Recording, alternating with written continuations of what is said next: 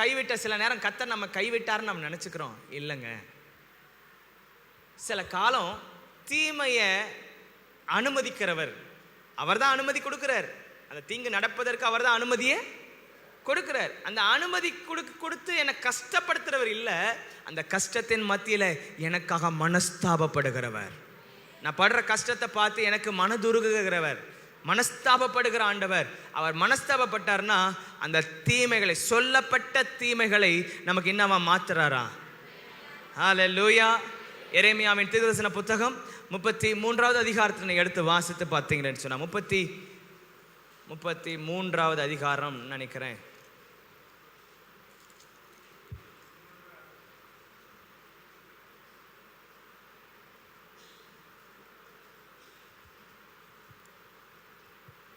நாற்பத்தி 32 வாசிக்கலாம்.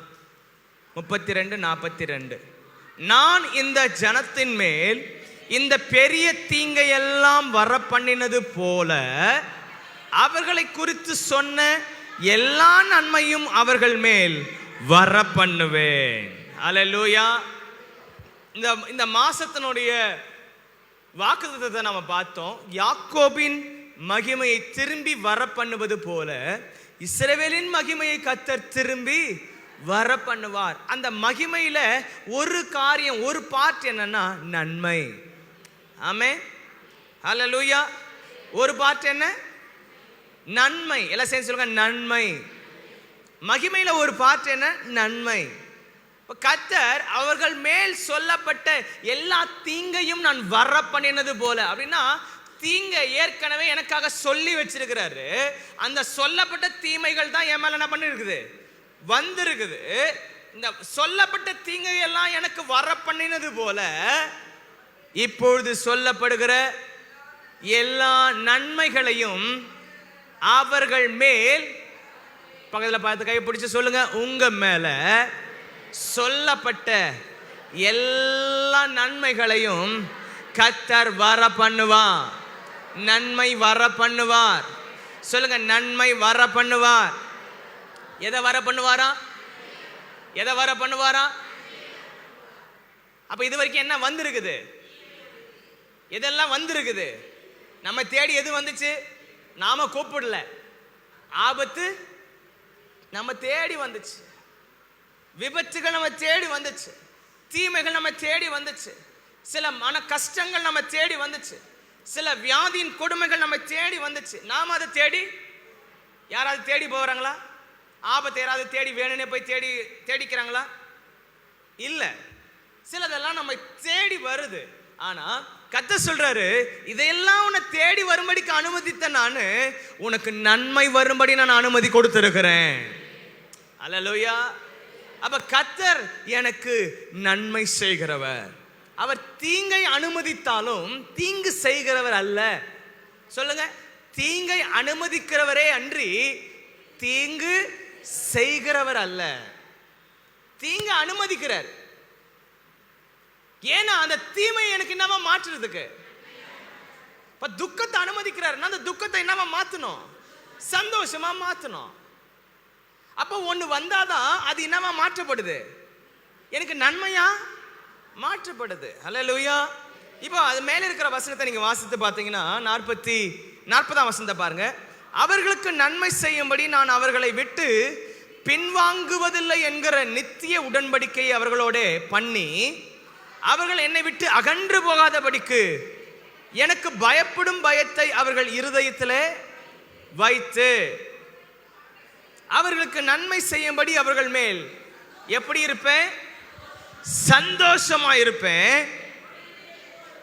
என் முழு இருதயத்தோடும் என் முழு ஆத்மாவோடும் அவர்களை இந்த தேசத்தில் நிச்சயமாய் நாட்டுவேன். அல்லேலூயா, அல்லேலூயா. அப்ப கர்த்தர் நமக்கு என்ன செய்யறாரு? என்னங்க செய்யறாரு?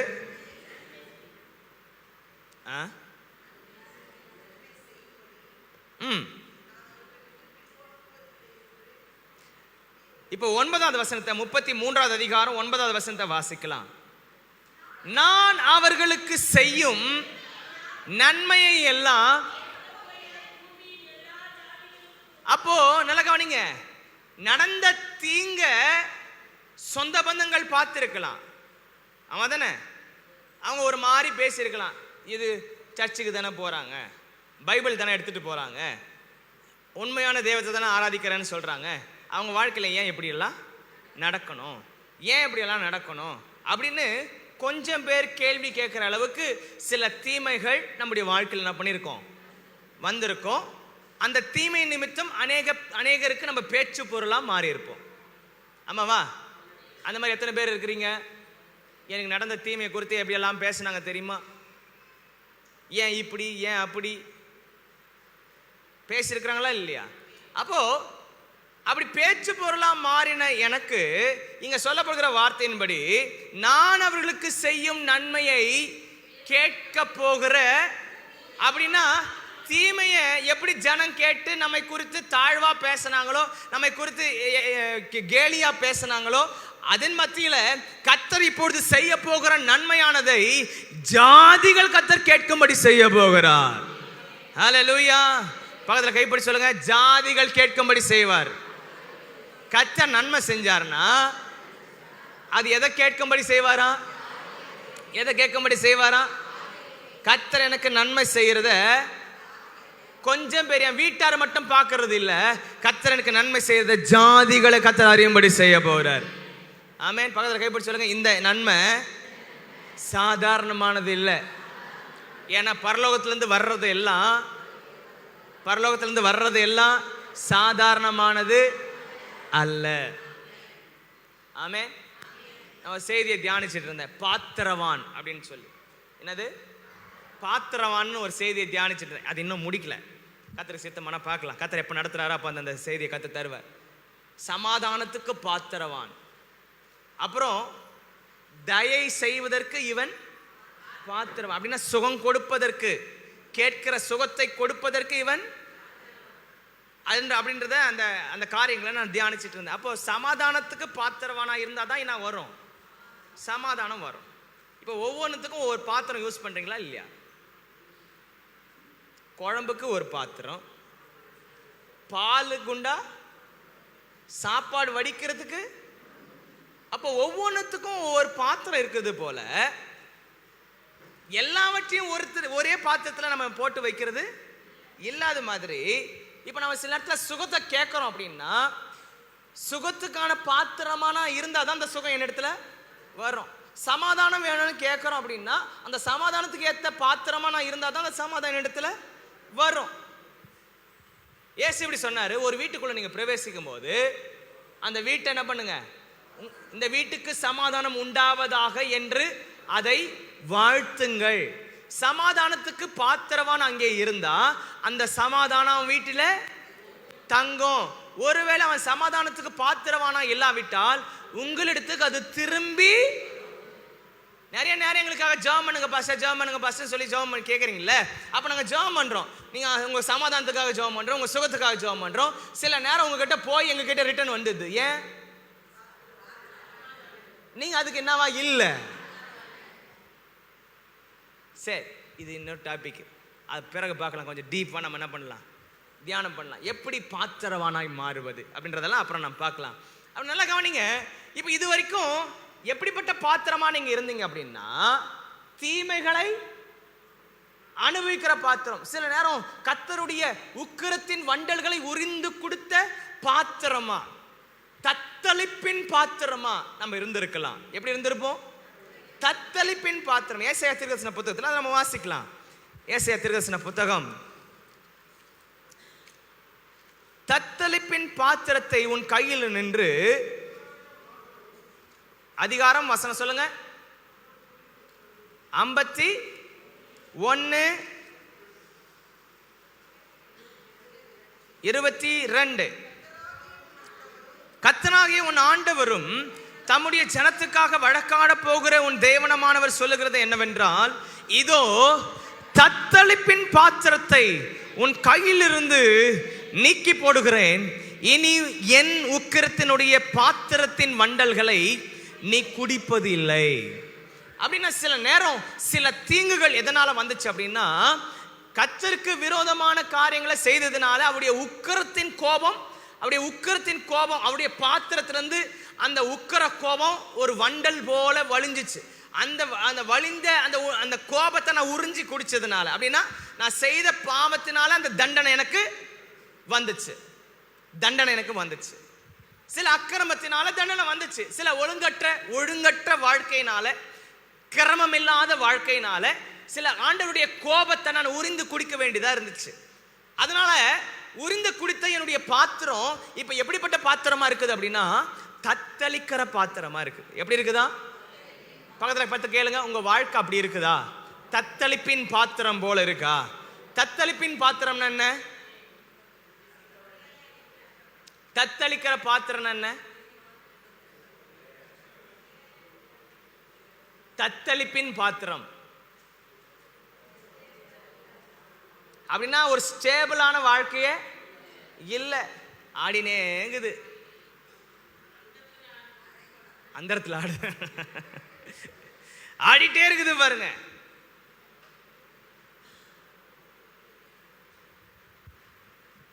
தத்தளிப்பின் பாத்திரம் தழும்புகிற குடம் போல, அது ஒரு நிலையாவே இல்லை. அப்போ தீமைகள் அனுபவிக்கும் போது, தீமைகள் அனுமதிக்கப்பட்டிருக்கும் போது அந்த வாழ்க்கை ஒரு நிலையாவே என்ன பண்றது இல்லை. எத்தனை பேர் நெருக்கப்பட்டிருக்கிறீங்க? நான் ரொம்ப நெருக்கப்பட்டிருக்கிறேன். பண நெருக்கம் வந்திருக்குது. வந்திருக்கா? எத்தனை பேருக்கு பண நெருக்கம் வந்திருக்குது? பண நெருக்கம். வீட்டார்னால எத்தனை பேருக்கு நெருக்கம் வந்திருக்குது? உறவுகள்னால எத்தனை பேருக்கு நெருக்கம் வந்திருக்குது? கூட வேலை செய்யறவங்கனால எத்தனை பேருக்கு நெருக்கம் வந்திருக்குது? கூட இருக்கிறவங்கனால, நண்பர்கள்னால, இல்ல உங்க அங்க இங்க அக்கத்து பக்கத்துல இருக்கிறவங்கனால எத்தனை பேர் நெருக்கப்பட்டிருக்கிறீங்க? எல்லாம் தலையாட்டுறதை பார்த்தா உண்மையா நெருக்கப்பட்டவங்க மட்டும் கை உயர்த்தி காட்டுங்க பார்க்கலாம். ஆனா நெருக்கத்திலே கர்த்தரை நோக்கி பாட்டு பாடு. நெருக்கத்திலே கர்த்தரை நோக்கி கதறி கூப்பிட்டேன், நெருக்கத்திலே கர்த்தரை நோக்கி கதறி கூப்பிட்டேன், நெருங்கி வந்து விடுதலை கொடுத்தார், நெருங்கி வந்து குரலை கேட்டு விடுதலை கொடுத்தார். கர்த்தரையே துதிப்பே, காலமெல்லாம் துதிப்பே, கர்த்தரையே துதிப்பே, காலமெல்லாம் துதிப்பேன். வல்லவர் நல்லவர் கிருபை உள்ளவர் என்றே பாடுவே, வல்லவர் நல்லவர் கிருபை உள்ளவர். திரும்ப சொல்லாமா? நெருக்கத்திலே கர்த்தரை நோக்கி கதறி கூப்பிட்டே, நெருங்கி கர்த்தரை நோக்கி கதறி கூப்பிட்டே, நெருங்கி வந்து குரலை கேட்டு விடுதலை கொடுத்தார், நெருங்கி வந்து. அவர் மட்டும் வந்து விடுதலை கொடுக்கலன்னா நீங்களும் நானும் இங்க வந்திருக்க முடியுமா? நம்முடைய துக்கத்துல என்ன பண்ணிருப்போம்? அழிஞ்சு போயிருப்போம். மரித்தவர்களோட மௌனத்துல நாமளும் இறங்கி இருப்போம், பாதாளத்துல இறங்கி இருப்போம். ஆனா இன்னைக்கு கர்த்தர் நெருக்கத்துல நமக்கு உதவி செய்ததுனாலதான் இன்னைக்கு வந்து நம்ம கர்த்தரை உட்காந்து கதை ஆராதிச்சுட்டு இருக்கிறோம். அப்ப கர்த்தர் செய்த நன்மை தானே இது, நன்மையா இல்லையா? அப்போ வாழ்க்கையில சில தீமையான அனுபவங்கள் கர்த்தர் கொடுக்கிறாருன்னு சொன்னா, இன்னைக்கு நான் இந்த செய்தியை கொண்டு வரல, நான் கர்த்தருடைய சித்தத்தை பத்தி இன்னைக்கு பேசணும்னு வந்தேன். ஆனா கர்த்தர் என்ன நன்மை குறித்து இன்னைக்கு பேச சொல்றாரு.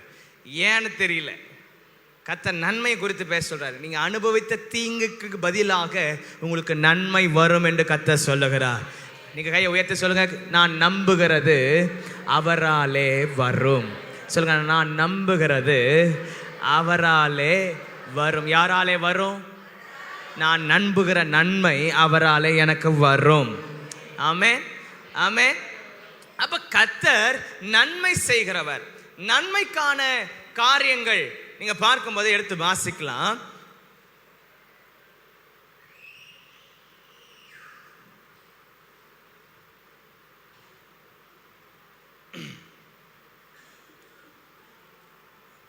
ஏசாயா 55வது அதிகாரம் 3வது வசனத்தை எடுத்து வாசிக்கும் போது, உங்கள் செவியை சாய்த்து என்னிடத்தில் வாருங்கள், கேளுங்கள், அப்பொழுது உங்கள் ஆத்துமா பிழைக்கும். தாவீதுக்கு அருளின நிச்சயமான கிருபைகளை உங்களுக்கு நித்திய உடன்படிக்கையாக ஏற்படுத்துவேன். கர்த்தர் இன்னைக்கு ஒரு நித்திய உடன்படிக்கை ஏற்படுத்துறாரு. என்ன அந்த உடன்படிக்கை அப்படின்னா, நன்மையின் உடன்படிக்கை. ஹல்லேலூயா.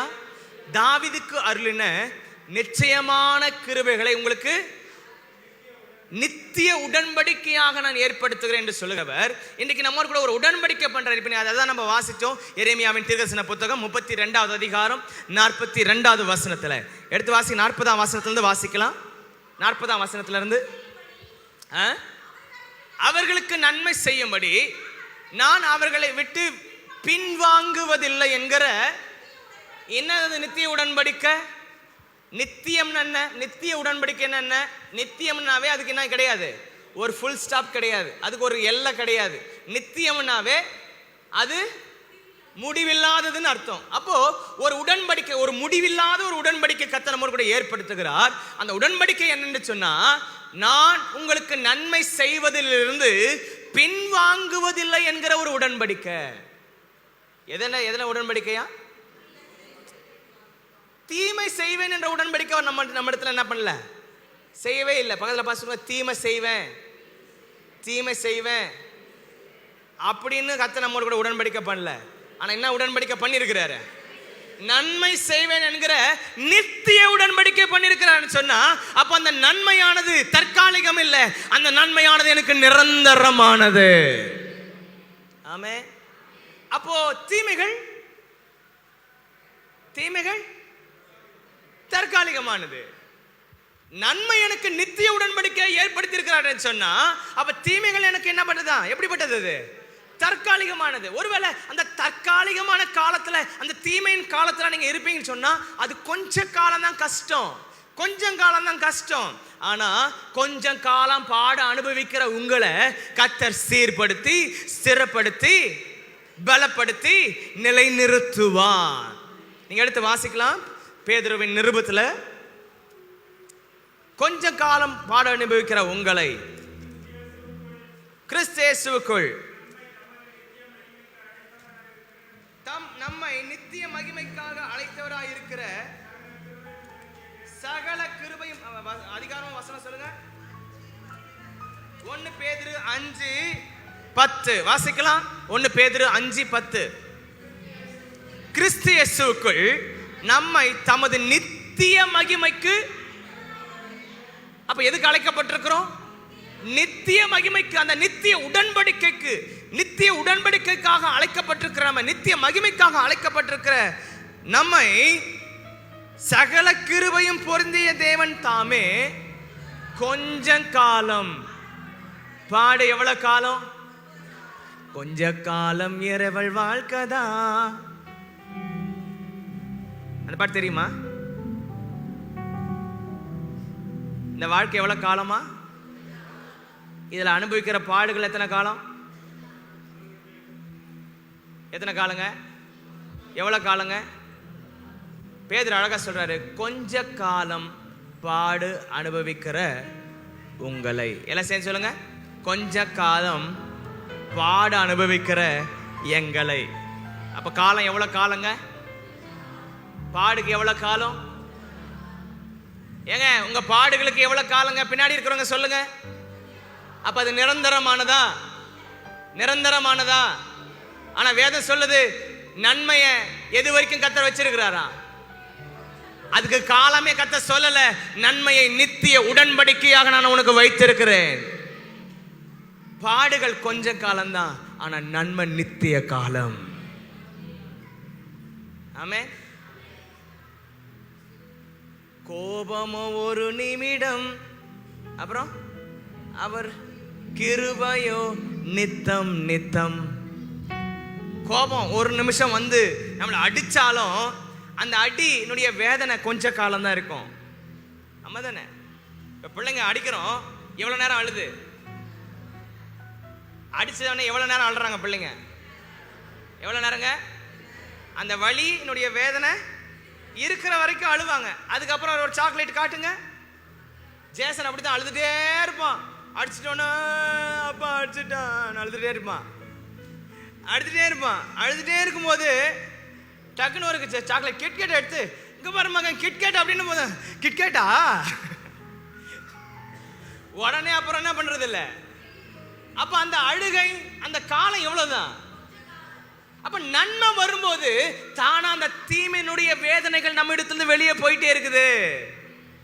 ஆமென். அப்ப தேவன் நமக்கு என்ன செய்கிறவர்? பக்கத்துல கைப்பிடி சொல்லுங்க, உனக்கு நன்மை செய்கிறவர் அவருங்க, உனக்கு நன்மை செய்வாருங்க, நன்மை செய்திருக்கிறாருங்க. எத்தனை பேர் சொல்லுங்க, நன்மை எனக்கு செய்திருக்கிறார். இப்ப இன்னைக்கு கர்த்தர் உங்களோட கூட ஒரு உடன்படிக்கை பண்றாரு. நான் உங்களுக்கு நன்மை செய்வதிலிருந்து பின் வாங்குவதில்லை என்கிற நித்திய உடன்படிக்கையை நான் உன்னோடு கூட ஏற்படுத்துகிறேன். எத்தனை பேர் இந்த வாக்குத்தத்தத்தை அப்படியே பிடிச்சுக்க போறீங்க? இதை பிடிச்ச ஆண்டவர்கிட்ட கேட்க போறீங்களா? ஆண்டவரே, நன்மையை எனக்கு என்ன பண்ணிருக்கிறீங்க? நித்திய உடன்படிக்கையா ஏற்படுத்திருக்கிறீங்களே. அப்போ இந்த தீமைகள் என் வாழ்க்கையில் என்ன பண்ணக்கூடாது, என்னை துக்கப்படுத்தக்கூடாது. நீங்க யாபேசின் ஜெபத்தை எடுத்து படிச்சு பார்த்தீங்கன்னா, நீங்க எடுத்து வாசிக்கலாம். யாபேசின் ஜெபம் எங்க வருது?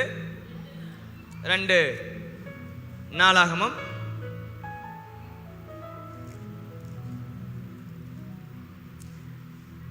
'தேவரீரின் எல்லையை பெரிதாக்கி' 1 நாளாகமம் 14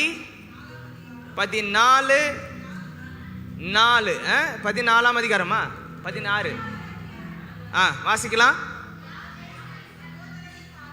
யாபேஸ் தன் சகோதரரை பார்க்கிலும் எப்படி இருந்தான்? கனம் பெற்றவனாய் இருந்தான். அவன் தாய் அவனை துக்கத்தோட பெற்றேன் என்று சொல்லி அவனுக்கு என்னன்னு பேர் வச்சாங்களா?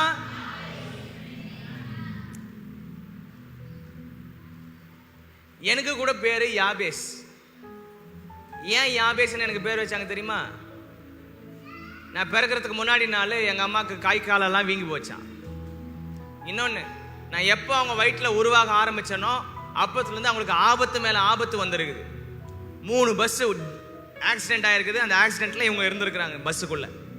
அப்போ போய் அந்த பார் மேலே போய் இடிச்சு பல்லெல்லாம் கொட்டி அப்படி நடந்திருக்குது. அப்பப்போ அவங்களுக்கு ரொம்ப கஷ்டத்தை என்ன பண்ணியிருக்கிறேன்.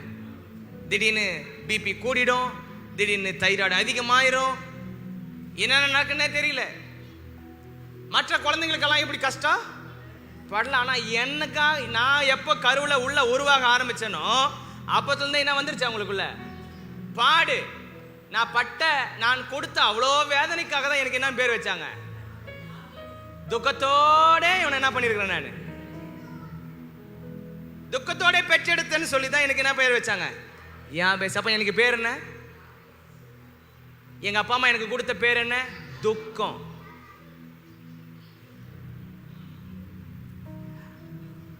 I was a sorrowful person to them. I am very pitiful for them. அவங்களுக்கு நான் எப்படி தான் இருக்கிறேன், அவங்களுக்கு எப்படி தான் இருந்தேன்? துக்கமா தான் இருந்தேன். பிறக்கும் போதே எனக்கு பேர் என்ன வச்சுட்டாங்க? துக்கம்.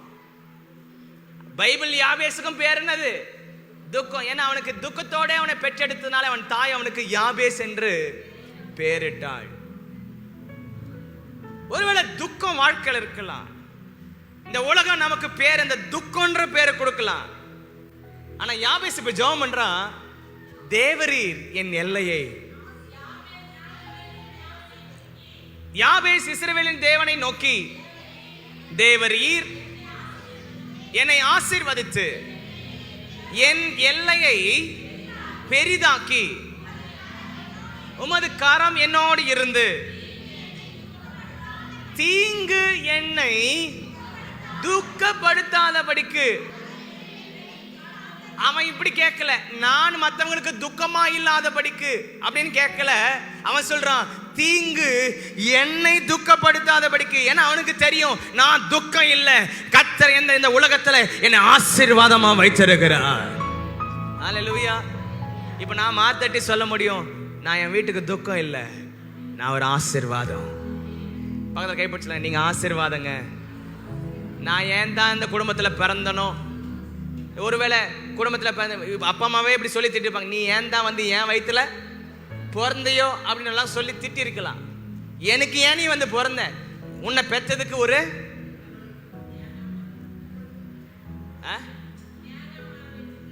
தேங்காய் மரம் வச்சிருந்தா குடிக்கலாம், உன்னை பெற்றதுக்கு ஒரு கல்லை பெற்றிருக்கலாம் அப்படின்னு எல்லாம் சொல்லி திட்டிருப்பாங்க. திட்டிக்கிறாங்களா இல்லையா? கோபத்தின் உச்சம் போயிட்டுன்னு வச்சுங்க, என்னென்ன வார்த்தை வருமோ தெரியாது, அப்படியே வாயிலிருந்து சரளமா வரும். ஆனா குழந்தைக்காக ஜெபம் பண்ணும்போது ஆண்டவர்கிட்ட, ஆண்டவரே நீர் என்னை நினைத்து ஒரு குழந்தைய தந்தா, அந்த குழந்தைய நான் உமக்காக வளர்க்கிறேன் ஆண்டவரே. இப்ப ஆண்டவர் குழந்தைய தந்து உமக்காக வளர்க்கிற வேலை வந்து வரும்போது நாய பேய எருமாட பன்னி அப்படின்னு அதை திட்டும் போது ஆண்டவர் சொல்வாரு, நீ யாருக்காக வளர்க்குற, யாருக்காக வளர்க்குற? ஆண்டுட்டு கேட்கும் போது இப்படி கேட்கிறோம். ஆனா கடைசியில அந்த பிள்ளைகள் சில சேஷ்டை பண்ணும்போது அவங்க காயப்படுற மாதிரி நம்ம என்ன பண்றோம், பேசிடுறோம், திட்டிடுறோம். அந்த வார்த்தைகள் அந்த பிள்ளைகளுடைய நெஞ்சில் அப்படியே போய் ஆழமா பதிஞ்சிரும். யாபேஸ் சொல்றான், எனக்கு எங்க அம்மா ஒரு பேர் வச்சாங்க, நான் துக்கம்னு பேர் வச்சாங்க. ஆனா நான் இப்ப ஆண்டவர்கிட்ட ஒரு ஆசீர்வாதத்தை கேட்கிறேன், ஆண்டவரே என் எல்லையை நீங்க தான் பெருசாக்க முடியும். தீங்கு என்ன பண்ணக்கூடாது, துக்கப்படுத்தாதபடிக்கு அதற்கு என்னை விலக்கி காத்துக்கொள்ளும். யாபேசின் ஜெபம். இதுக்கப்புறம் யாபேசின் மனுஷர்னு சொல்லப்பட்டிருக்கதே தவிர யாபேசை குறித்து எந்த விதத்துல எந்த இடத்துல என்ன பண்ணப்படல, பேசப்படல. அவன் பண்ண ஜெபம் ரொம்ப ஷார்ட்டா இருந்தாலும் அந்த ஷார்ட்டான ஜெபம் பெரிதான நன்மையை கொண்டு வந்தது. அது வேதத்தை சொல்லி, கர்த்தர் அவன் ஜெபித்தபடி அவன் கேட்டுக்கொண்டதை, கர்த்தர் அவனுக்கு என்ன பண்ணாராம், கேட்டுக்கொண்டதை அவன் வேண்டிக் கொண்டதை தேவன் பக்கத்துல பார்த்து சொல்லுங்க, வேண்டிக் கொண்டதை. உலகம் உங்களுக்கு ஒரு பேர் வச்சிருக்கலாம், துக்கம். துக்கம்னு ஒரு பேர் வைக்கலாம். துக்கம், நீ இப்படிப்பட்டவ, நீ அப்படிப்பட்டவ, நீ வாயாடி, நீ சண்டைக்காரி, இவன் பொல்லாதவங்க, இவன் இப்படிங்க, இவன் இப்படிங்க, இப்படி எல்லாம் சொல்லி உலகம் பேசலாம். ஆனா தேவ சமூகத்துல வந்து தேவ சமூகத்துல காத்திருக்கிற உன்னை கர்த்தர் யாபேசை போல உன் எல்லையை கர்த்தர் பெரிதாக்க வல்லமை உள்ளவராக இருக்கிறார். அவர் உனக்கு நன்மை செய்ய விரும்புகிறார். அல்லேலூயா. பக்கத்துல பார்த்து சொல்லுங்க, பாட அனுபவிக்கிற உங்களை தான் நன்மையின் பாத்திரமா கர்த்தர் மாத்துறாரு. எப்படி மாத்துறாரா? இந்த பாத்திரம் என்னத்தை அனுபவிக்குது? இப்போ தத்தளிக்கிற பாத்திரமா இருக்குது. இந்த பாத்திரம் என்ன பண்ணுது? இந்த போராட்டங்கள் மத்தியில, இந்த நெருக்கத்தின் மத்தியில, இடுக்கண்களில மாட்டி சிக்குண்டு தத்தளிக்கிற இந்த மத்தியில சில நேரம் மனிதர்களால சில தத்தளிப்புகள் நமக்கு வரும். சில பேர் வந்து நம்முடைய பாத்திரத்தை அவங்க என்ன பண்ணுவாங்க, தத்தளிக்க பண்ணுவாங்க. பாருங்க,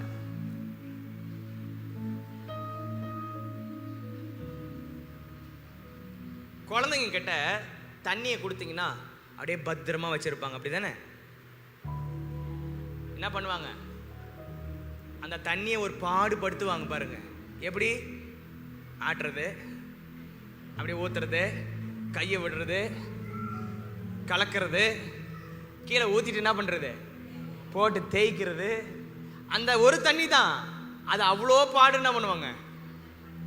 ஒருவேளை உங்க வாழ்க்கை இப்படிதான் இருக்குது, ஒரு வாழ்க்கை தான், ஆனா பல அலசடி படுறது போல, என்ன அப்படி கொஞ்சம் தத்தளிக்க பண்றது போல சில காரியம் வாழ்க்கையில நேருது. சில பிரச்சனைகளை வந்து என்ன தத்தளிக்க பண்ணுது. சில மனிதர்கள் வந்து என்னை தத்தளிக்க பண்றாங்க. என் பாத்திரம் தத்தளிப்பின் பாத்திரமா இருக்குது அப்படின்னு சொன்னீங்கன்னா, இன்னைக்கு கர்த்தர் இந்த தத்தளிப்பின் பாத்திரத்தை உங்கள் கையிலிருந்து நீக்கி போட கர்த்தர் விரும்புகிறார். அதில் எத்தனை பேர் விரும்புறீங்க, இந்த தத்தளிப்பு எனக்கு இனி வேண்டாம் ஆண்டவரே, எனக்கு இனி இந்த தத்தளிப்பு, மனிதர்களால ரொம்ப தத்தளிக்கிறேன், மனிதர்களிடத்துல நான் ரொம்ப போராடுறேன், உறவுகளிடத்துல நான் ரொம்ப போராடுறேன், நான் ரொம்ப கஷ்டப்படுறேன், நான் நினைச்ச வாழ்க்கை எனக்கு இப்படி இருக்கும்னு கண்ட கனவு இப்படி எல்லாம் இருக்கும்னு நான் நினைச்சேன், இப்படி எல்லாம் நடக்கும்னு நினைச்சேன். ஆரம்பத்துல அதெல்லாம் நடக்கிறது போல எனக்கு தெரிஞ்சிச்சு. ஆனா போக போக போக போக போக போக என் வாழ்க்கையில பாடுகள் அதிகமாயிருச்சுன்னு நீங்க சொல்லுவீங்கன்னா, இன்னைக்கு கர்த்தர் சொல்றாரு, இன்னைக்கு ஒரு டீச்சிங் கொடுக்கணும்னு தான் நான் வந்தேன். ஆனா இன்னைக்கு கர்த்தர் உங்க நிலைமையை பார்த்து எனக்கு கர்த்தர் உங்களோட கூட பேசி கொண்டிருக்கிறார். ஹல்லேலூயா. டீச்சிங் கொடுக்கலாம். 3வது வாரம் ஆயிருச்சு. இந்த 3வது வாரம் தானே இது. 3வது வாரம் ஒரு டீச்சிங் கொடுக்கணும், சபைக்கான ஒரு டீச்சிங் கொடுக்கணும்னு சொல்லி நான் யோசிச்சுட்டு நான் விரும்பினேன். நான் அப்படி என்ன பண்ணேன், நான் அப்படி விரும்பினேன். ஆனா ஆவியானவர் நிலைமையை பார்த்து பேசுறவர், உங்க இருதயத்தை பார்த்தவர் பேசுகிறவர், இங்க வந்திருக்கிறவங்களுடைய நிலைமையை பார்த்து பேசுறவர். ஆமென், அல்லேலூயா. இதெல்லாம் எனக்கு கொத்தப்ப சபையில தான் நடக்கும். ஆனா இப்போ கர்த்தர் இங்க செய்யறத பார்த்த உடனே கொத்தப்ப சபைக்கு நீங்க மிஞ்சிட்டீங்க. இப்போ கர்த்தருடைய பிரசன்னம் இங்க அதிகமா இருக்கு. அல்லேலூயா, அல்லேலூயா. கொஞ்சம் அந்த லெவலுக்குள்ள வர்றதை நான் பார்க்கிறேன். இங்க ஜெபம் எவ்வளவு அதிகரிக்குதோ அங்க தேவ பிரசன்னமும் இங்க அதிகரிக்குது. அல்லேலூயா. தேவனுடைய நாமம் மகிமைப்படுவதாக. தத்தளிப்பின் பாத்திரத்தை உன் கையிலிருந்து நீக்கி போட்டு, அந்த வசனத்தை வாசிக்கலாம். ஏசாயா 51வது அதிகாரம் 22வது வசனத்தை வாசிக்கலாம்.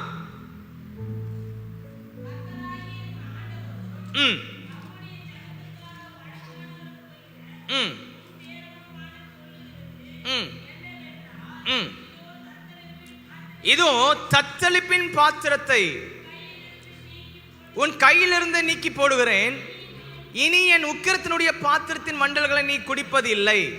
உன்னை நோக்கி நாங்கள் கடந்து போகும்படி குனி என்று சொல்லி கடந்து போகிறவர்களுக்கு நீ உன் முதுகை தரையும் வீதியுமாகும்படி உன்னை சஞ்சலப்படுத்தினவர்களின் கையில் அதை.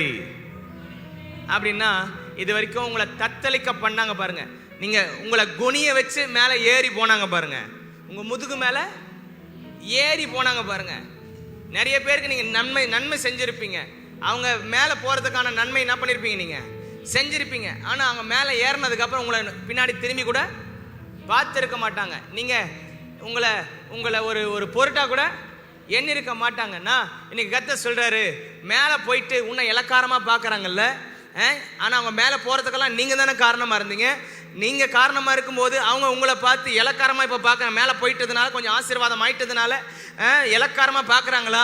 இப்ப கர்த்தர் சொல்றாரு, உன்னை குனி என்று சொல்லி உன் முதுகை தரையும் வீதியும் ஆக்கினவர்கள் கையில நான் அந்த தத்தளிப்பின் பாத்திரத்தை உன் கையிலிருந்து எடுத்து அவர்கள் கையில நான் கொடுக்கிறேன்னு கர்த்தர் சொல்றாரு. அல்லேலூயா, அல்லேலூயா. இவ்வளவு நாள் நீங்க பட்ட வேதனையை பார்த்து அவங்க சிரிச்சாங்க. ஆனா இப்ப கர்த்தர் சொல்றாரு, இவ்வளவு நாள் நீ அழுதல்ல, இப்ப உன்னுடைய காலம் நகைப்பின் காலம். அழ ஒரு காலம் உண்டானால் நகைக்க ஒரு காலம் உண்டு. பக்கத்துல பார்த்து சொல்லுங்க, இந்த காலம் என்னன்னா நகைப்பின் காலம். சிரிக்கிற காலம் வருதுங்க. சொல்லுங்க, சிரிப்பின் காலம் வருது. உங்க அழுகையின் காலத்துக்கு ஒரு முடிவு வந்து சிரிப்பின் காலம் உங்க வாழ்க்கையில தொடங்க போறாரு. ஐயோ, இன்னைக்கு நான் நிறைய சிரிச்சிட்டேன், நிறைய அழ போறேன் அப்படின்னு நினைக்கிறீங்களே, அப்படியெல்லாம் கிடையாது. அப்படியெல்லாம் நினைப்பு போல இல்லை. அப்படி நினைக்கிறது போலலாம் நடக்காது. நான் நிறைய சிரிச்சிட்டேன் அதனால நிறைய அழுவேன் அப்படிலாம் இல்லை. கர்த்தர் அழுகையின் காலத்துக்கு ஒரு முடிவை கர்த்தர் கொண்டு வருகிறார். இனி உங்கள் பாத்திரம் தத்தளிக்க போறது இல்லை. சொல்லுங்க, நான் இனி தத்தளிக்க மாட்டேன். சொல்லுங்க, கையை உயர்த்தி சொல்லுங்க, இனி நான் தத்தளிக்க போறது இல்லை. என் பாத்திரம் தத்தளிக்க போறது இல்லை. ஆமே, ஆமே. தத்தளிப்பின் பாத்திரத்தை என் கையிலிருந்து நீக்கி போடுகிறார் என்று சொன்னா, என்ன பாத்திரமா கர்த்தர் வணையணும்னு ஆசைப்படுறாரு அப்படின்னா, அவருடைய நன்மையை வாங்குகிற, அவருடைய நன்மையை அனுபவிக்கிற பாத்திரமா இருக்கணும்னு கர்த்தர் இந்த பாத்திரத்தை மறுபடியும் புதுசா கர்த்தர் மாற்ற விரும்புகிறார். வேதத்துல ஒரு பகுதியில் இப்படி ஒரு வார்த்தை சொல்லப்பட்டிருக்கும், உங்களுக்கு தெரியும். புது ரசத்தை புது பாத்திரத்தில் வார்த்து வைப்பார்கள். புது ரசத்தை புது துருத்தியில வார்த்து வைப்பார்கள். சொல்லுங்க, புது ரசத்தை எதுல வார்த்து வைப்பாங்க? பக்கத்துல கைப்பற்றி சொல்லுங்க, புது ரசத்தை. புது ரசம் புது துருத்தியில தான் ஊற்றப்படணும். புது ரசம் பழைய துருத்தியில என்ன பண்ண மாட்டாங்களாம். ஏன் அப்படின்னா, புது ரசம் பழைய துருத்தி என்ன பண்ணிடுமா? கிழிச்சிருமா.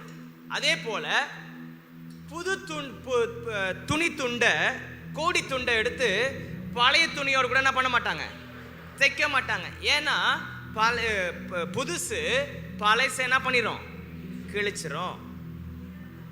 அப்போ இதுவரைக்கும் தீமையை அனுபவித்த தத்தளிப்பின் பாத்திரமா, அவருடைய உக்கிரத்தின் வண்டல்களை உறிந்து கொடுத்த பாத்திரமா இருந்த என்ன, இந்த பாத்திரத்தை என்ன விட்டு என்ன பண்றாராம், நீக்கி போட்டு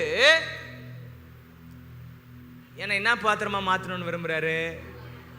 இப்ப அவருடைய நன்மையை பெறக்கூடிய பாத்திரமா நான் மாறணும்னா, அப்ப நான் புதுசா மாறினா தான், இந்த பாத்திரம் புதுசா மாறினா தான் அந்த நன்மை எனக்குள்ள, ஏன்னா புதுசு பழச என்ன பண்ணிடும், பழசாவே இருந்தா அது கிழிச்சிரும்.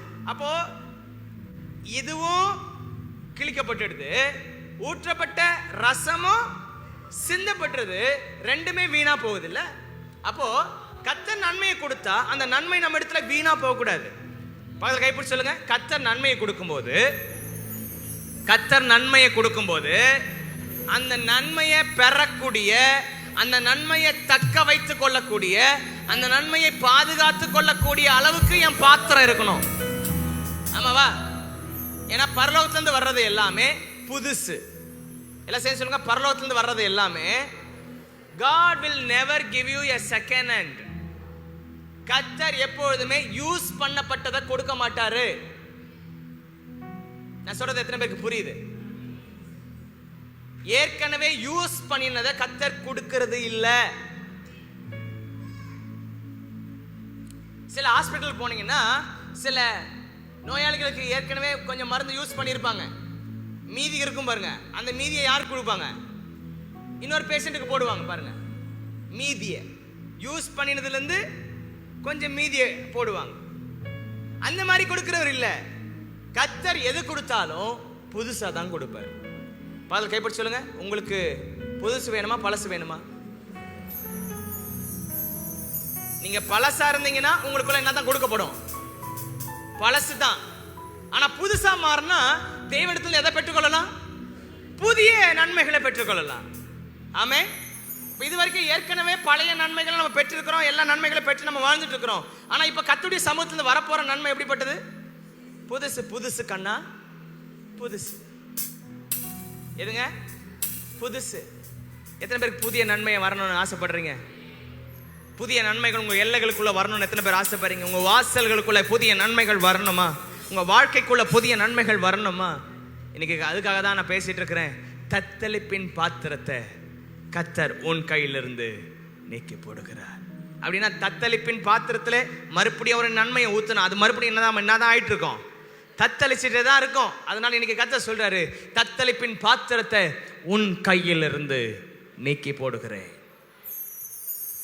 நீக்கி போடும்போது எந்த காரியம் உங்களை தத்தளிக்க பண்ணி கொண்டிருந்ததோ, எந்த காரியம் உங்களை ரொம்ப வேதனைக்குள்ளாகி கொண்டிருந்ததோ, எந்த காரியம் உங்களை ரொம்ப நொந்து போக வச்சதோ, உடைந்து போக வச்சதோ, அதையெல்லாம் இப்பொழுது நம்முடைய வாழ்க்கையிலிருந்து கர்த்தர் நீக்கி போடும்போது, வானத்திலிருந்து அவருடைய உன்னதத்திலிருந்து வருகிற ஆவியினாலே கர்த்தர் என்னை நம்ம ஆக்குறாராம், புதுசாக்குறார். புது எண்ணெயால் அபிஷேகம் பண்ணப்படுகிறேன். ஆமே. அல்லேலூயா. எப்படி பண்ணப்படுகிறேன்? புது எண்ணெயால் அபிஷேகம் பண்ணப்படுகிறேன். அப்ப பழைய பாத்திரத்துல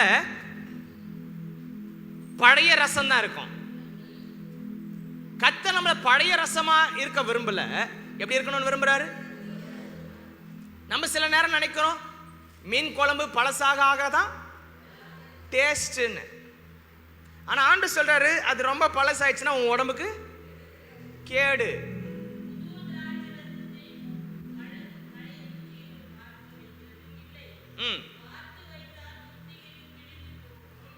வார்த்து வைத்தால் துருத்திகள் கிழிந்து போகும்.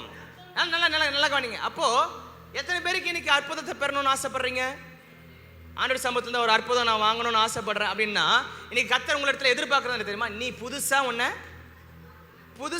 புதுசா ஆயிட்டியன்னா அந்த புது நன்மை உனக்குள்ள வரும். பழைய நன்மையை நான் உனக்கு என்ன பண்ண மாட்டேன், கொடுக்கறது இல்லை. இன்னைக்கு நான் புது நன்மையை உனக்கு கொடுக்க வரேன். ஆனா நீ எப்படி இருக்கிற? உன் பாத்திரம் எப்படி இருக்குது? பழசாவே இருக்குதப்பா. எனக்கு கொடுக்கணும்னு ஆசை தான். அவர் கேட்டா என்ன பண்றவரு? இஸ்ரவேலை ஆசீர்வதிப்பதே கர்த்தருக்கு. அப்படின்னா கேட்கறத கொடுக்கிறது தான் கர்த்தருக்கு பிரியம். கேட்கறத கொடுக்கிறாரு. ஆனா வாங்குற நானு எப்படிப்பட்டவனா இருக்கிறேன்றதான் இப்ப காரியம். அந்த நன்மையை வாங்குறோம் பாருங்க. அப்ப அந்த நன்மையை வாங்கும்போது இப்போ ஃபார் எக்ஸாம்பிள் ஒரு வண்டி இருக்குதுன்னு வச்சுங்களேன். எத்தனை பேர்கிட்ட 2 வீலர் இருக்குது? 2 வீலர். இப்போ 2 வீலருக்கு சர்வீஸுக்கு கொண்டு போறீங்கன்னா ஏற்கனவே அந்த இன்ஜின்ல பழைய ஆயில் இருக்கும். ஏன் அந்த ஆயிலை மாத்துறாங்க? அந்த ஆயிலோடவே புது ஆயில் ஊத்தலாம்ல. ஏன் பழைய ஆயிலோட கூட புது ஆயில் ஊத்துறது இல்ல? ஏங்க, பழைய ஆயில் ஏற்கனவே நல்லா ஓடி ஓடி தேஞ்சி தேஞ்சி தேஞ்சி அது என்ன கலர்ல ஆயிட்டு இருக்கும்? கருப்பு கலர்ல ஆயிட்டு இருக்கும். ஆமா தானே? அதனால வண்டி சரியா என்ன பண்ணாது, ஓடாது, அவ்வளவு ஓடாது. ஆனா சர்வீஸ்னு கொண்டு போய் விட்டா, ஆயில் சர்வீஸ்னு கொண்டு போய் விடுறோம். நாம விட்ட உடனே முதல்ல எடுக்கிறது எது? ஒரு பாத்திரத்தை வந்து வச்சு கீழே அந்த நெட்டை ஓபன் பண்ணி அந்த பைப்பை எடுத்து விட்ட உடனே உள்ள இருந்து எப்படி ஊத்துது? கருப்பா ஊத்துது பாருங்க அந்த ஆயில். இதெல்லாம் எடுத்துட்ட பிறகு இப்போ டீசலோ பெட்ரோலோ கொஞ்சம் ஊத்தி அதை என்ன பண்ணுவான்? ஏன், எதுக்கு ஆயத்தப்படுத்துறான்? அதை எதுக்கு ஆயத்தப்படுத்துறாங்க? புது ஆயில் அதுல ஊற்றப்படணும்னா இதுல பழையதான இருக்கிறது எல்லாமே என்ன பண்ணப்படணும்? சுத்திகரிக்கப்படணும். அது எல்லாம் சுத்திகரிக்கப்பட்டாதான், அது முழுவதுமா கழுவி சுத்திகரிக்க பல பல பலன்னு ஆன உடனே தான் அதை பூட்டிட்டு எதை ஊத்துறாங்க? புது ஆயிலை கொண்டு வந்து ஊத்துறாங்க.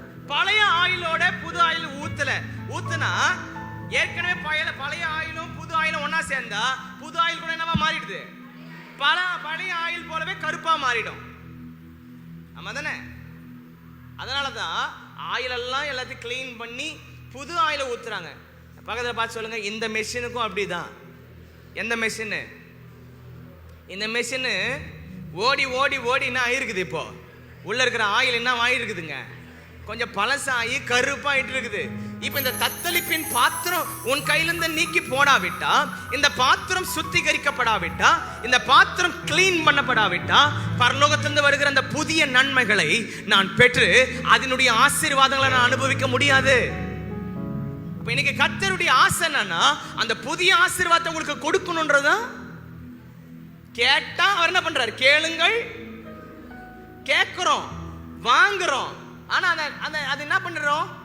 பழசோடவே அதை என்ன பண்றோம்? கொண்டு போய் சேர்த்துறதுனால அதனுடைய ஆசீர்வாதத்தை, அதனுடைய நன்மையை நம்ம என்ன பண்றது இல்ல, பெற்றுக்கொள்றது இல்ல. பழசு இருக்கிறது போலவே வாழ்க்கை அப்படியே தான் இருக்குது. ஆனா கர்த்தர் ஆசீர்வதிக்கிறாருன்னா ஆசீர்வதிச்சிருக்கிறாரு. கர்த்தர் நன்மை கொடுத்திருக்கிறாருன்னா கொடுத்திருக்கிறாரு. ஆனா பழசோடவே இது சேர்ந்ததுனால புதுசுக்கான வித்தியாசம் எனக்கு. அப்ப புதுசுக்கான வித்தியாசம் எப்ப தெரியும்? இப்போ வண்டி சர்வீஸ் ஆனதுக்கு அப்புறம் அந்த வண்டியை ஓட்டினா எப்படி இருக்குது? எப்படிங்க இருக்கு? ஸ்மூத்தா ஓடுதா? ஏன் வித்தியாசம் தெரியுது?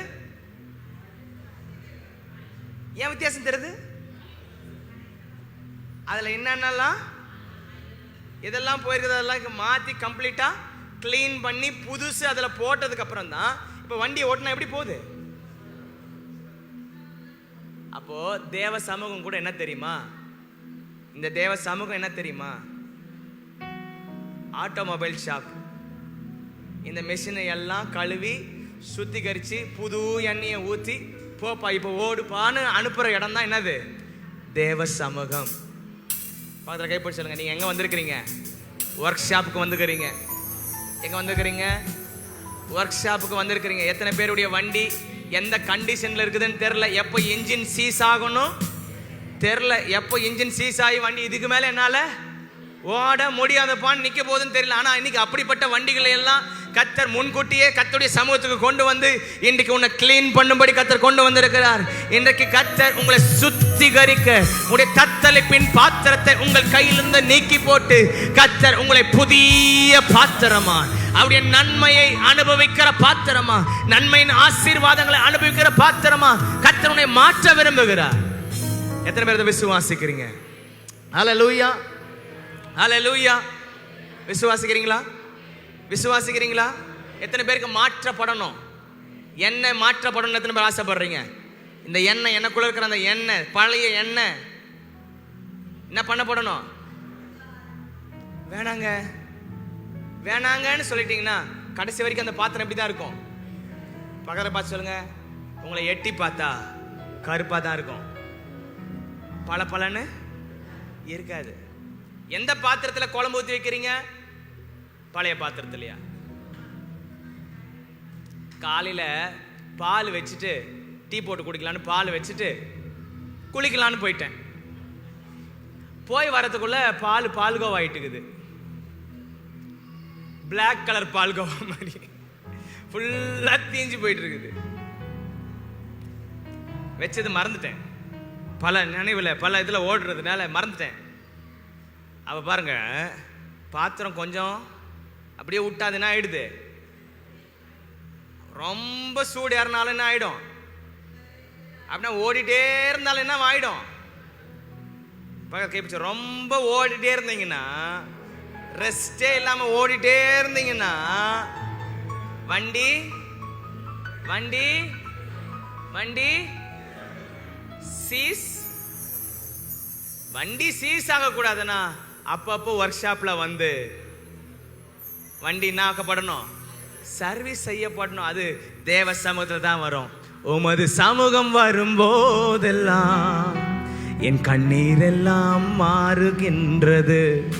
உமது சமூகத்தில் நித்திய மகிமை, உமது சமூகத்தில் பேரானந்தம் ஒரு நாளும் மாறாதையா, ஒரு நாளும் ஒரு போதும் மாறாது மாறாது.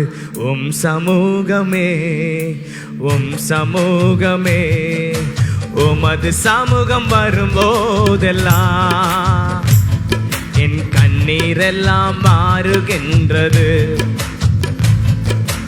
உமது சமூகம் வரும்போதெல்லாம் என் கண்ணீரெல்லாம் மாறுகின்றது. உமது சமூகத்தில் நித்திய மகிமை, உமது சமூகத்தில் பேரானந்த. ஸ்பீட் பண்ணுங்க. ஒரு நாளும் மாறாதையா, ஒரு நாளும் ஒரு போதும் மாறாது மாறாது. உம் சமூகமே உம் சமூகமே, அப்பா உம் சமூகத்தில எப்போதும் ஆராதனை. அப்பாவை துதி கையில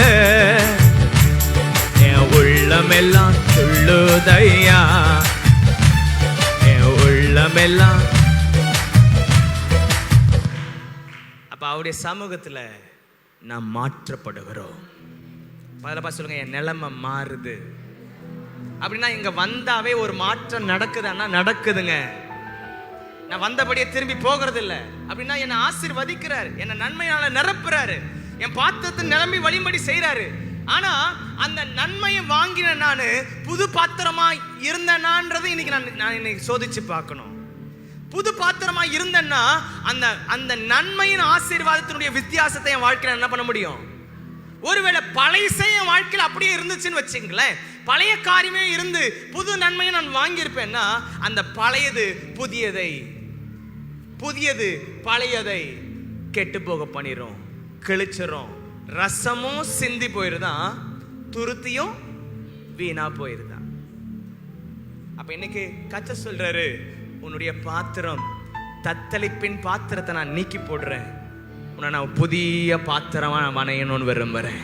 எத்தனை பேர் ஆண்டவர்கிட்ட ஒப்பு கொடுக்க போறீங்க? நான் புதிய பாத்திரமா நான் மாறணும்னு விரும்புறேன். ஆமென், ஹல்லேலூயா. அப்படி இருக்கிற இடத்துல எழுந்து நிக்கலாமா? Thank you Jesus.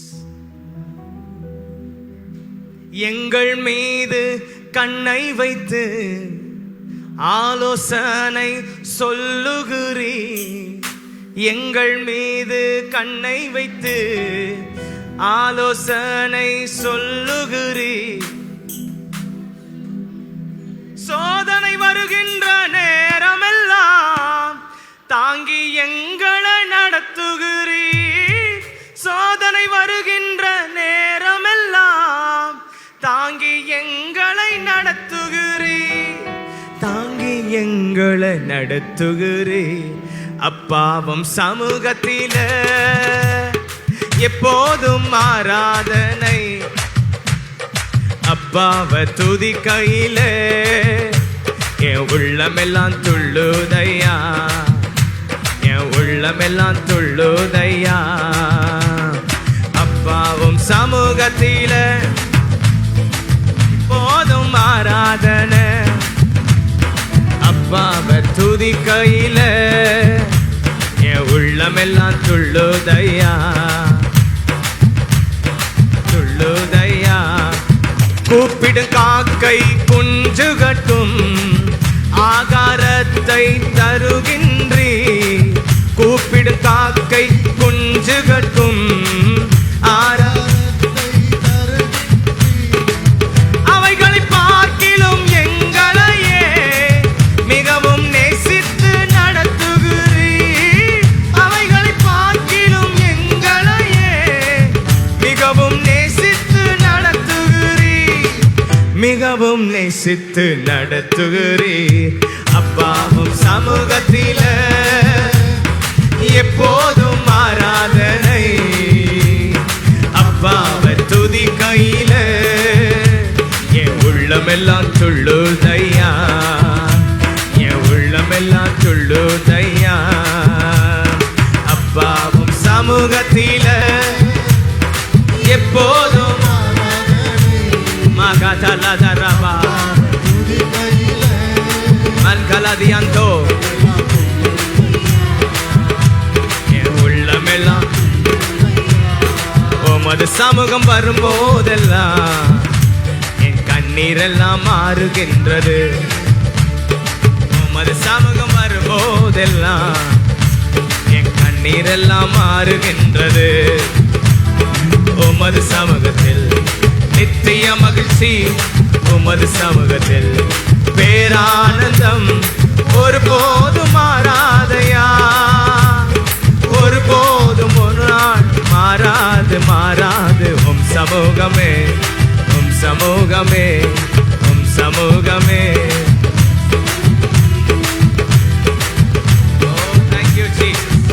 உமது சமூகம் மாறாத சமூகம். இன்றைக்கு எங்களுக்கு நன்மைகளை செய்கிற தெய்வ பிரசன்னம் இன்றைக்கு எங்கள் மத்தியில் வந்திருக்கிறது.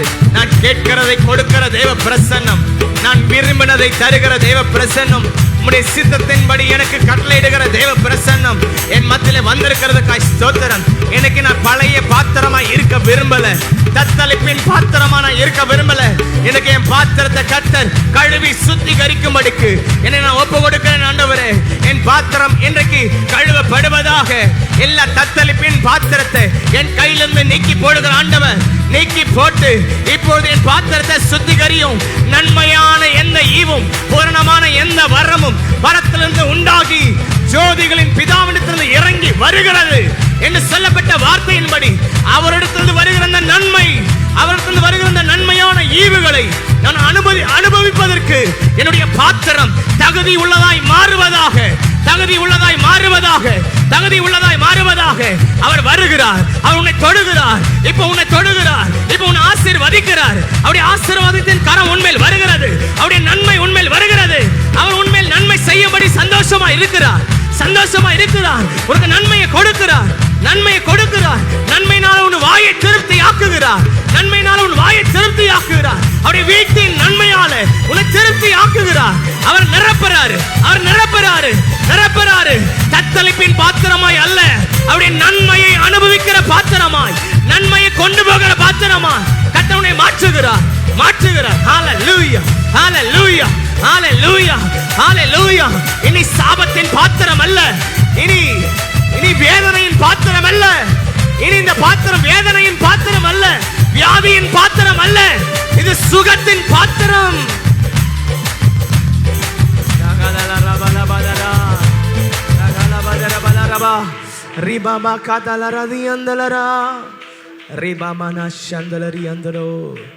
நன்மையின் பாத்திரமாய் கர்த்தர் உங்களை மாற்றுகிறார். நன்மையின் பாத்திரம். இன்னைக்கு கர்த்தர் உங்களை சுத்திகரிக்கிறதுனால, இன்னைக்கு கர்த்தர் கொடுக்கிற அந்த நன்மையை அனுபவிக்கிற நீங்கள் வித்தியாசத்தை பார்க்க போகிறீர்கள். உங்க வாழ்க்கையில வித்தியாசமானதை நீங்க அனுபவிக்க போறீங்க. ஒரு வித்தியாசம் இது வரைக்கும் ஏற்கனவே இருந்தது போல உங்க வாழ்க்கை இருக்க போறதில்லை. ஒரு வித்தியாசத்தை பார்க்க போறீங்க. இந்த நாள்ல இருந்து, இந்த நிமிடத்துல இருந்து கர்த்தர் உன்னை ஆசீர்வதித்திருக்கிறார். இப்ப கர்த்தருடைய கரம் உன்மேல வந்து உன்னை தொட்டு இருக்கிறது. உன்னுடைய தொட்டு இருக்கிறது, உன் சரீரத்தை தொட்டு இருக்கிறது, உன்னுடைய பலவீன பகுதியை கர்த்தர் தொட்டு இருக்கிறார். இப்போது கர்த்தருடைய வல்லமை உன்மேல இறங்கி கொண்டிருக்கிறது. கர்த்தருடைய வல்லமை இறங்குகிறது. கர்த்தருடைய வல்லமை இறங்குகிறது. உன்னுடைய வாழ்க்கை மாறுகிறது. வாழ்க்கை மாறுகிறது. எல்லா பழைய காரியங்கள் வெளியேறுகிறது. இயேசுவின் நாமத்தினாலே தத்தளிப்பின் பாத்திரம் நீங்குகிறது. உன்னை ஒடுக்கினுடைய கையில கர்த்தர் ஒப்பு கொடுக்கிறார். அதை கொடுக்கிறார், அங்க கொடுக்கிறார். ஹல்லேலூயா, ஹல்லேலூயா, ஹல்லேலூயா. எவ்வளோ நீங்க துக்கத்தை அனுபவிச்சீங்க, எத்தனை பாடுகள் அனுபவிச்சீங்களோ, கர்த்தர் சொல்லுகிறார், அவங்களை எல்லாம் பார்த்து நான் மனஸ்தாபப்படுற மகளே, அதெல்லாம் பார்த்து நான் மனஸ்தாபப்படுறேன். அதற்காகவே இன்னைக்கு நான் உன்னோடு கூட ஒரு உடன்படிக்கை ஏற்படுத்துகிறேன். நன்மையின் உடன்படிக்கை, நன்மையின் உடன்படிக்கை. தாவீதோடு கூட ஒரு நிச்சயமான கிருபையை, நித்திய உடன்படிக்கை அவனுக்கு நான் ஏற்படுத்தினது போல உனக்கு நான் இப்படி சொல்றேன், உனக்கு நான் நன்மை செய்வதில் இருந்து பின் வாங்குவதில்லை என்கிற ஒரு நித்திய உடன்படிக்கையை நான் உன்னோடு கூட ஏற்படுத்துகிறேன். இதை நீ சுதந்தரித்துக்கொள், சுதந்தரித்துக்கொள், சுதந்தரித்துக்கொள். இந்த நன்மை உன் வழியே வரும். உனக்கு பாக்கியமும் நன்மையும் உண்டாயிருக்கும் என்று சொல்லப்பட்டிருக்கிற வார்த்தையின்படி உனக்கு பாக்கியமும் நன்மையும் உண்டாயிருக்கும், உண்டாயிருக்கும். பாக்கியமும் நன்மையும் உண்டாயிருக்கும், பாக்கியமும் நன்மையும் உண்டாயிருக்கும். அப்பா, நீ கொடுத்த வாக்குத்தத்தத்தின்படியே எங்களை நடத்துவீர் என்று நாங்கள் விசுவாசிக்கிறோம்.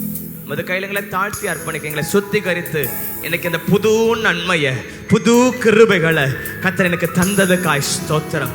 புது கிருபையினால, புது நன்மையினால என்னை நிரப்பி இருக்கிறதுக்காய் ஸ்தோத்திரம். நான் வித்தியாசத்தை பார்க்க தான் போகிறேன். என் வாழ்க்கையில் நடக்கிற இந்த நன்மையின் ஆசீர்வாதங்களை நான் அனுபவிக்க தான் போகிறேன். அதனுடைய வித்தியாசத்தை கர்த்தர் எனக்கு காண்பிக்க போகிறதுக்காய் ஸ்தோத்திரம், ஸ்தோத்திரம். இயேசுவின் நாமத்தில் பிதாவே, ஆமென்.